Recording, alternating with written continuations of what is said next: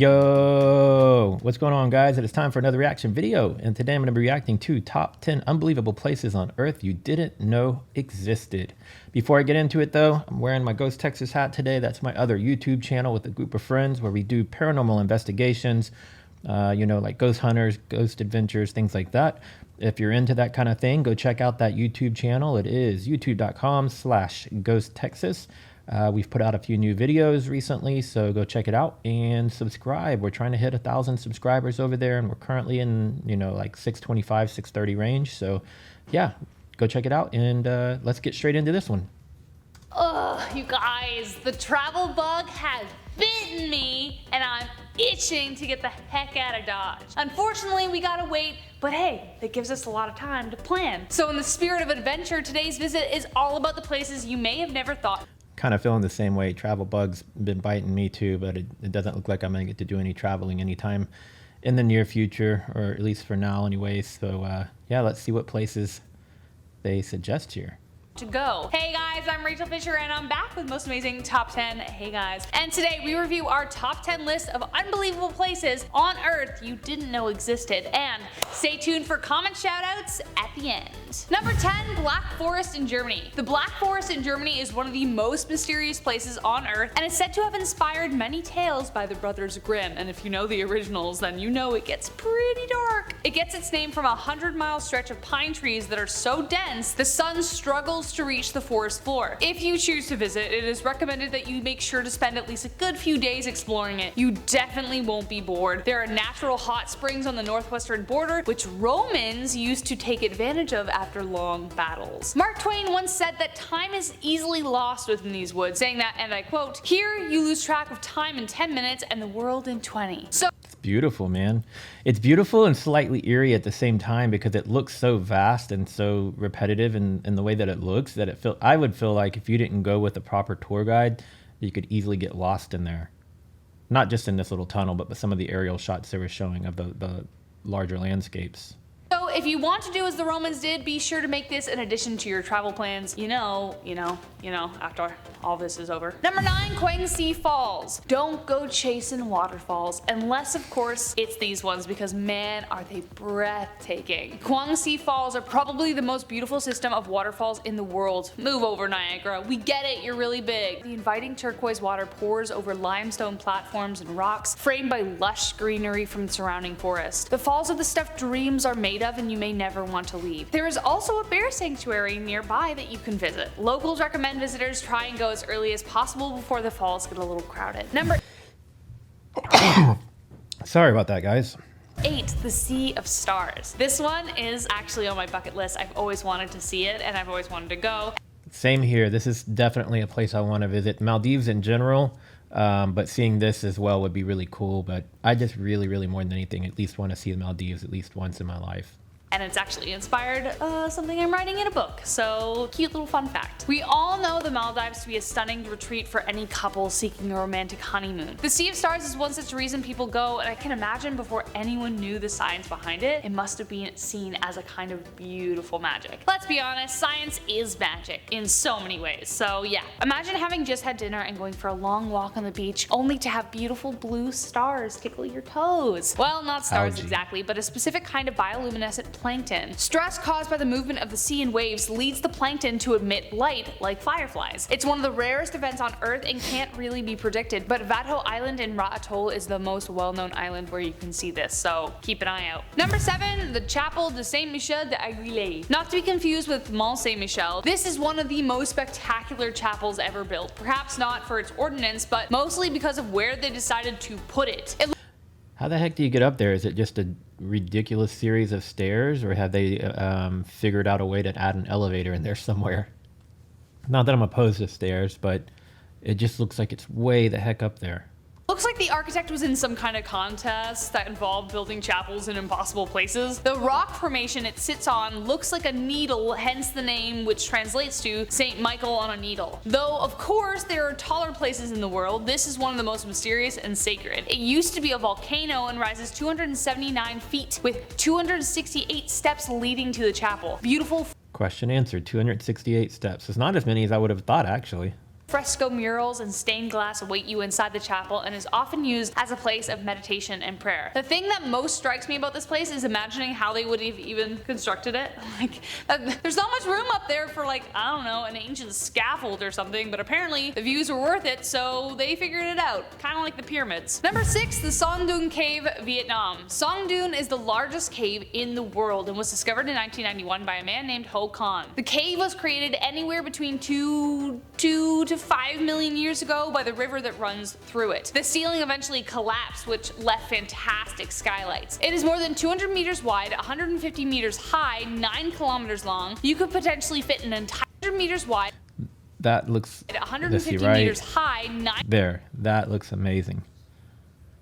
I'm not too keen on going into caves because I always have that fear that, you know, the one time I'm in there is when it's going to collapse. So something of this size looks like it's not going anywhere. So this I would actually entertain checking out. It looks really cool.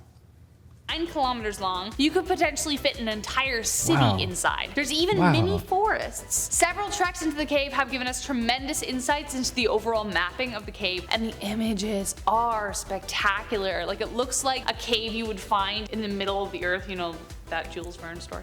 Anyways, if you are a passionate splunker, then I highly recommend checking this place out if you can. But bring friends, you know. Number 5, Mount Roraima. This mountain seriously looks like the perfect battleground for an epic duel face-off between gods. At least that's like what I pictured. Mount Roraima sits on the border of Venezuela, Guyana, and Brazil. The mountain's semi-flat surface is a result of heavy rainfall all year round. The rain also causes random spectacular waterfalls. Of course, the mountain was known by locals. Looks like something out of Avatar. But Walter Raleigh made his discovery of it in 1596 while he was trying to find the legendary city of El Dorado, but he was unable to climb it. The easiest way up the mountain is by climbing a natural staircase forest trail on the Venezuelan side. But once you get up there, get ready to give your breath away if it wasn't already taken by the trek. The views from the top are absolutely stunning and you feel as if you are floating on a mountain in the sky. Number 4, Lake Hillier, Australia. Pink! It's pink! It's literally a pink lake. Nature got bored of the color blue and was like, make it pink. And so they did. Separated from the Southern Ocean by just a thin strip. I've seen this view several times and I love it. I love the way it's just split like perfectly down with that road, and you got the regular color on one side and the pink on the other. Of sand. Lake Hillier sits in stark contrast to a bright blue ocean surrounding it. It was discovered in 1802 by Matthew Flinders when he led an expedition to the islands. Despite scientific testing, there is no distinct reason as to why the lake is so pink. Even if you pour it in a glass, it will still look pink. It's not just a trick of the light. Studies suggest that due to the saline quality and the presence of a special kind of microalgae, the algae produces carotenoids, which is a pigment found in carrots, so that could be one reason as to why it's a pink color. It measures 600 meters wide and is a remarkable image to fly above, especially in contrast to the blue ocean and the greenery around. Oh, gorgeous. Apparently it's safe to swim in, but it's incredibly hard to reach, but not impossible. So if you do decide to visit, get ready for a trek. Honestly, all these places, get your mountain boots on. Number 3, Salar de Uyuni. This is actually on my bucket list. It's been This is another place I want to visit. Like, this is like one of my top places I want to visit. on my bucket list since I think I was around 10. Salar is the world's largest salt flat flats. and can even be seen from space. Layers of salt lie between sedimentary rock, and it is estimated that around 10 billion tons of salt is there. But more importantly, lithium. You know, the material that powers smartphones, laptops, and tons more? Yeah. I hope they don't start destroying it for batteries for smart cars. Let's hope they don't destroy it.